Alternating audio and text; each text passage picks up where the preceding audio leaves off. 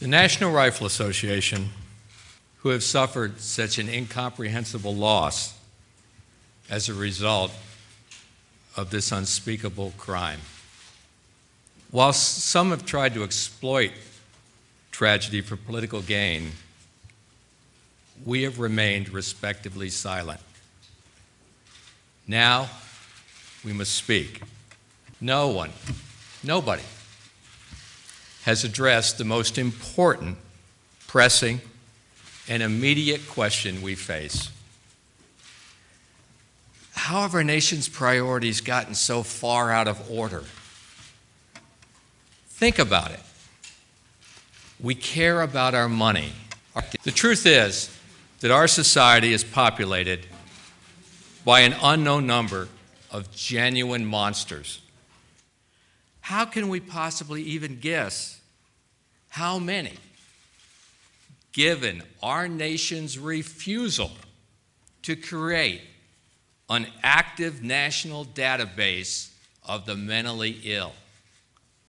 There exists in this country, sadly, a callous, corrupt, and corrupting shadow industry that sells and stows violence against its own people through vicious, violent video games with names like Bulletstorm, Grand Theft Auto, Mortal Kombat, and Splatterhouse.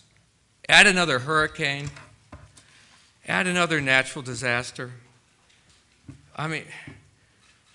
We have blood-soaked films out there like American Psycho, Natural Born Killers, that are aired like propaganda loops on splatter days and every single day.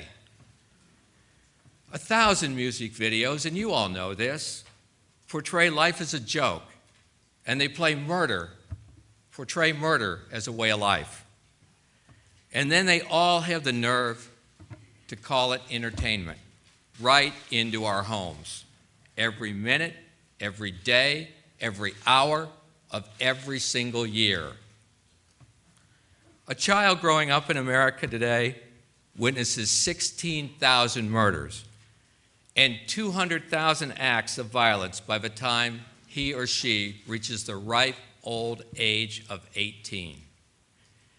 And throughout it all, too many in the national media, their corporate owners, and their stockholders act as silent enablers, if not complicit co-conspirators.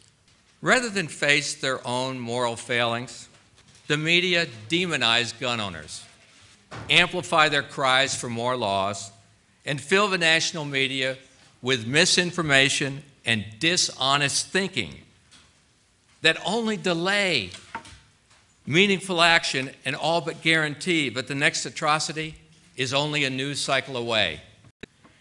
The media calls semi-automatic firearms machine guns. They claim these civilian semi-automatic firearms are used by the military.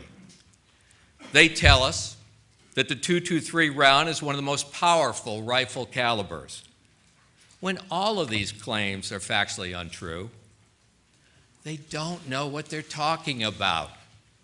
Worse, they perpetuate the dangerous notion that one more gun ban or one more law imposed on peaceable, lawful people will protect us.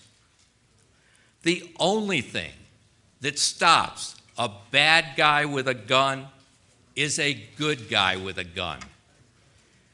Now, I can imagine the headlines, the shocking headlines you'll print tomorrow.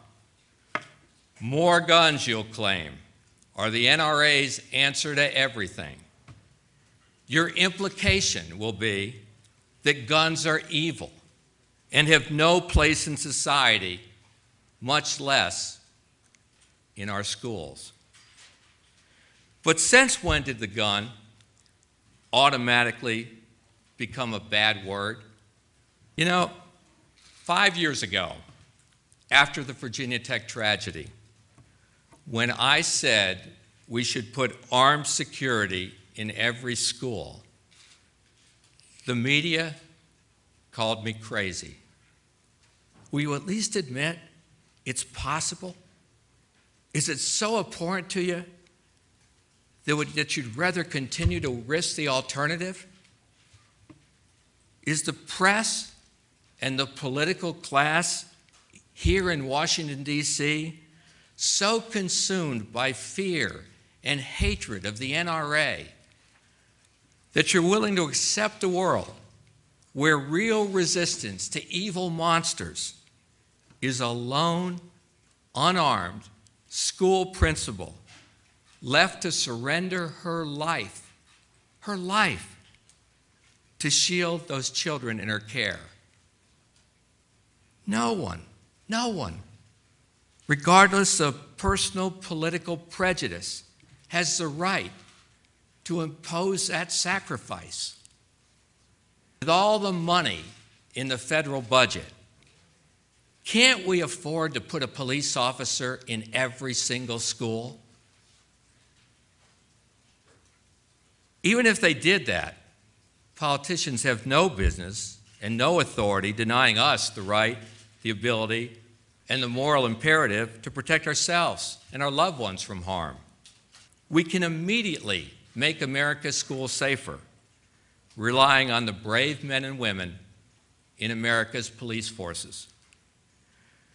The budgets, and you all know this, everyone in the country knows this, of our local police departments are strained, and the resources are severely limited.